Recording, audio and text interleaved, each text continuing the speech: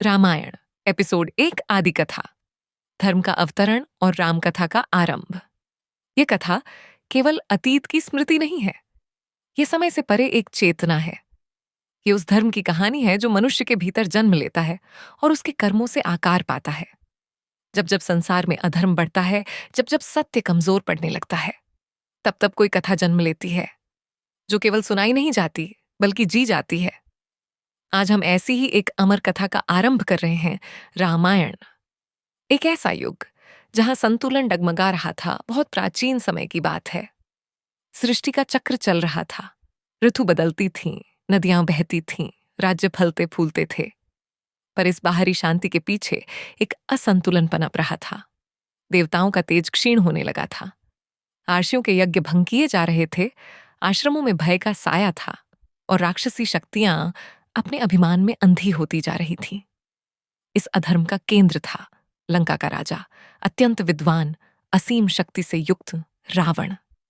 रावण ने कठोर तप से ब्रह्मा से वरदान प्राप्त किया था कि उसे कोई देव, कोई दानव, कोई यक्ष या गंधर्व परास्त न कर सके। पर उस वरदान में एक छोटी सी चूक थी, मनुष्य। रावण ने मनुष्य को कमजोर समझा, तुच्छ माना, और वही चूक उसके विनाश का बीज बन गई। जब देवता विचलित हुए, स्वर्गलोक में चिंता व्याप्त थी। इंद्र का सिंहासन डगमगा रहा था, अग्नि, वरुण, वायु सब असहाय अनुभव कर रहे थे। अंततः सभी देवता सृष्टि के संरक्षक भगवान विष्णु के पास पहुंचे। उनकी वाणी में भय था, नेत्रों में याचना। देवताओं ने कहा, हे नारायण, धरती पर अधर्म का भार बढ़ गया है। रावण का अत्याचार अब सहन से बाहर है। केवल आप ही इस संतुलन को पुनः स्थापित कर सकते हैं। विष्णु ने शांत स्वर में कहा, अधर्म का अंत अधर्म से नहीं होता। मैं ऐसे रूप में अवतरित होऊंगा जो स्वयं मर्यादा का पालन करे, जो शक्ति से नहीं धर्म से विजय प्राप्त करे। और तभी निर्णय हुआ, भगवान विष्णु मनुष्य रूप में अवतार लेंगे। अयोध्या, एक आदर्श राज्य धरती पर, सरयू नदी के तट पर एक समृद्ध नगरी थी। अयोध्या ये केवल राजधानी नहीं थी, ये एक आदर्श था। यहां का राजा था महाराज दशरथ। दशरथ केवल पराक्रमी योद्धा नहीं थे, वे न्यायप्रिय, प्रजावत्सल और धर्मनिष्ठ शासक थे। उनकी 3 प्रमुख रानियां थीं, कौशल्या, कैकेयी और सुमित्रा। राज्य समृद्ध था, प्रजा सुखी थी, पर एक अभाव राजा के हृदय को कचोटता था, उत्तराधिकारी। वर्षों बीत चुके थे, पर अयोध्या का राजसिंहासन अब भी उत्तराधिकारी की प्रतीक्षा में था। एक यज्ञ जो इतिहास बदलने वाला था, आर्षियों के परामर्श से महाराज दशरथ ने पुत्रेष्ट यज्ञ करने का निश्चय किया। यह साधारण यज्ञ नहीं था, यह आशा और प्रार्थना का संगम था। यज्ञ अग्नि प्रज्वलित हुई, मंत्रोच्चार गूंजने लगे, देवताओं ने आहुति स्वीकार की और तभी अग्निदेव प्रकट हुए।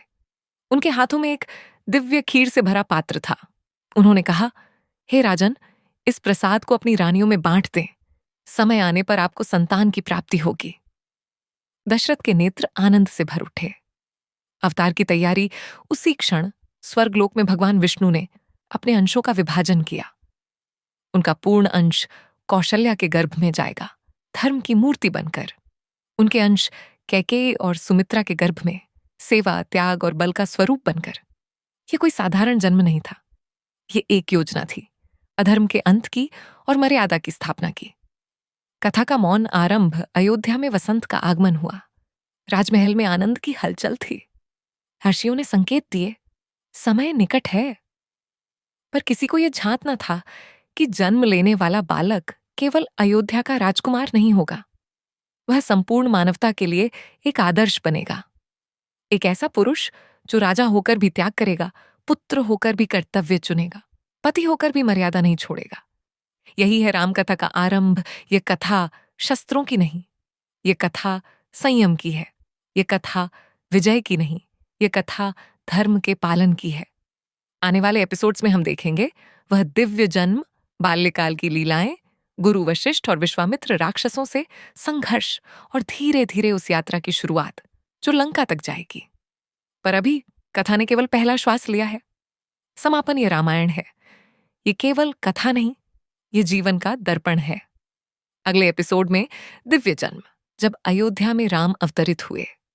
धर्म की यात्रा अब आरंभ हो चुकी है।